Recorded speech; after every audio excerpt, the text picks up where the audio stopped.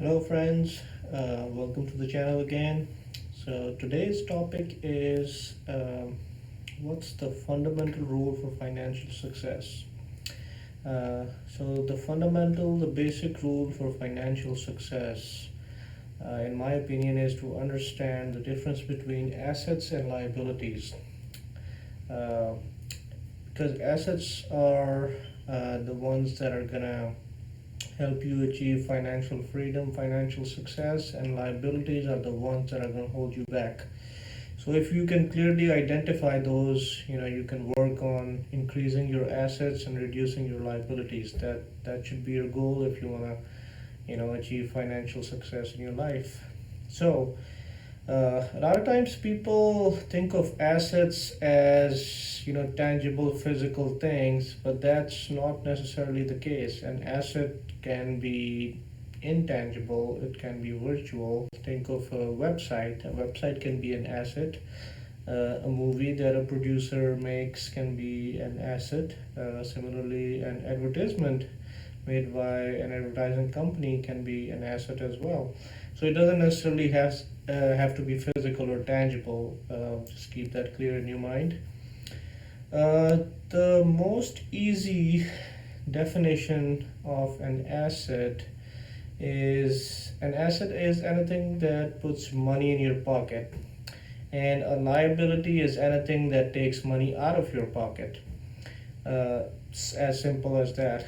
Uh, Examples of assets can be uh, a business that you own, uh, and you generate a monthly or annual profit from your business. So it's an asset, it's putting money in your pocket.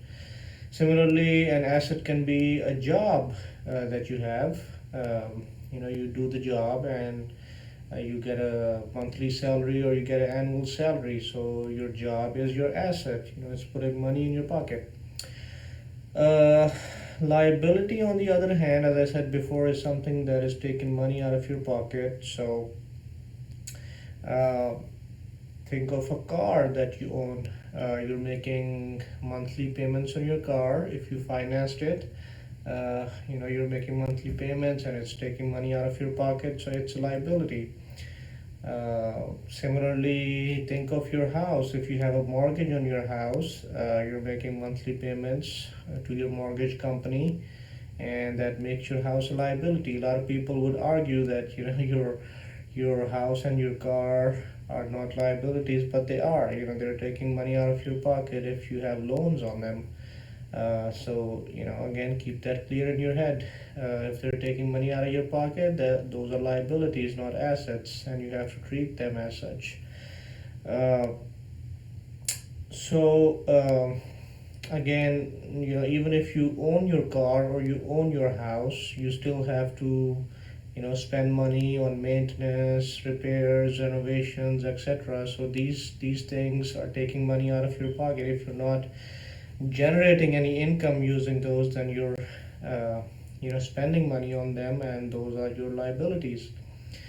uh, Again, I was having this discussion with one of my friends, and he was arguing that he uses his car to drive to work, and since he's driving to work in his car, and that allows him to do his job, and the job is his asset, so his vehicle or his car also in turn becomes an asset somehow.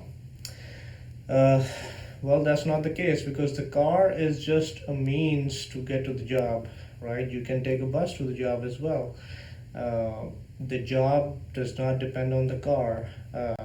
You can still do the job if you know, used a bus to go to the job and did the job that way. So it's just a means of getting to the job or the job location. It's not part of the job, so it's not counted as an asset.